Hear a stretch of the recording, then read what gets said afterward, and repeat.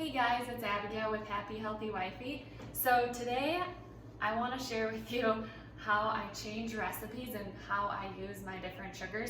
So a big thing, we're all quarantined right now, and I know personally for me, one thing that's important is I really like baking. And I know a lot of my recipes are full of sugar, but I don't want to not use a favorite recipe just because it has a lot of sugar in it. So I have a lot of ways that I'm actually going to change up my favorite recipes to make them more healthy, and so I don't feel so bad when I'm eating them. So today we're gonna pick apart a cherry scone recipe, and I will have the full recipe on this video.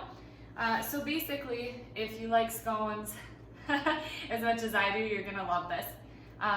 So what I do is I just take any recipe that I personally have or an old favorite, and what I do is I just look at the ingredients. So this one's a stick of butter, half cup of sugar, 1 egg, 1 tablespoon baking powder, baking soda, heavy cream, flour, white chocolate, dried cherries, and then vanilla extract. So that's really what this recipe is, and so I'm already kind of thinking right away that, yeah, you know, I really don't want to use white sugar, but I'm not huge on just using all stevia because I don't like the taste of stevia that well.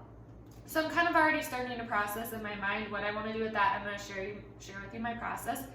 The other thing is this calls for 2 cups of flour. So for those of you that don't know, I am allergic to gluten, so I have to substitute, and I'm going to share with you with that as well.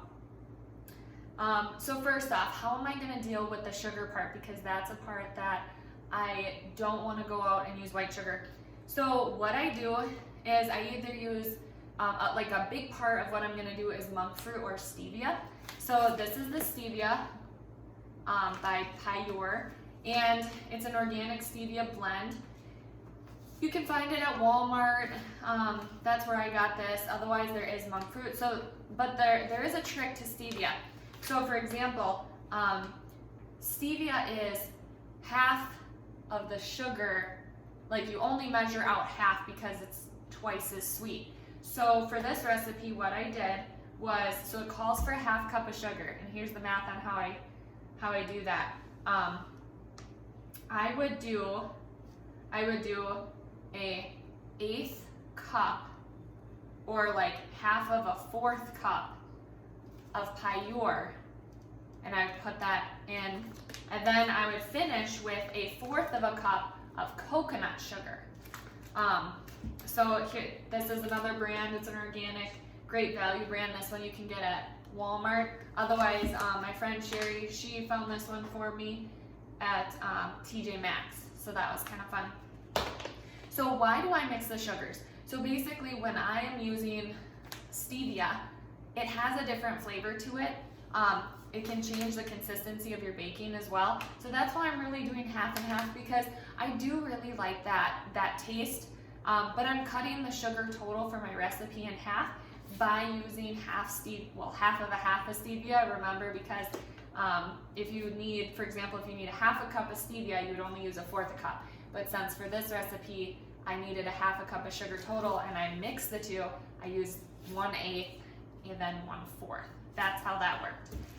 Some other sugars that I've used, so why didn't I use some like maple syrup, for example? So maple syrup is another popular sugar substitute. So for maple syrup can really bring a lot of moisture to a recipe and also a mapley taste. So this scone recipe specifically is a cherry scone, so I wasn't looking for that mapley taste in this recipe specifically. So when I'm gonna use maple syrup, sometimes I'll combine all three. Like if I'm doing a cake, I might use some Pure, I might use some maple syrup and some coconut sugar, just to give it like a different flavor, because you're using the different parts of the coconut sugar, the maple syrup, and then you're using this to really cut the sugar in half, or however you want to do that. You can start out slow.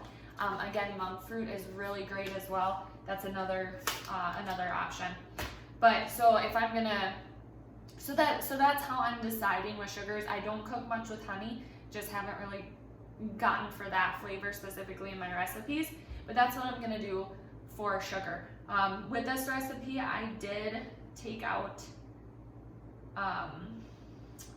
I didn't do the chocolate chips because I just didn't want that additional sugar in there, unless you're going to use some of them that are stevia sweetened. That'd be an option as well.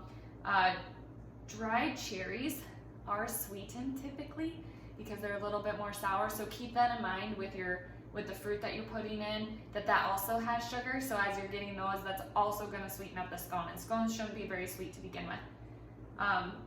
When I'm going with the flour, so because I go gluten-free, what I did with this recipe is I went with 1 cup of rice flour, and then I went with 1 cup of Pamela's. And why I didn't choose a different flour, so rice flour is very light and grainy, and then almond meal can be more dense and heavy. Coconut flour can be really fibrous, and that one I save for muffins or like cakes and stuff like that. Only use a little bit. Pamela's is really a mix of flour, so it's got some coconut, or sorry, it doesn't have coconut. It's got like some almond. It's got different rices in it, so like brown rice, white rice, different stuff like that. So it's really a great mixture. And Pamela's also does have like some, I think it's baking soda and some baking powder in it as well.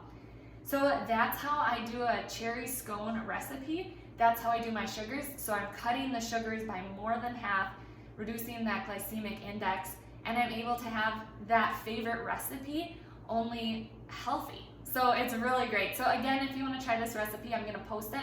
Hope you guys are having fun baking. This is a great opportunity to do that with your kids.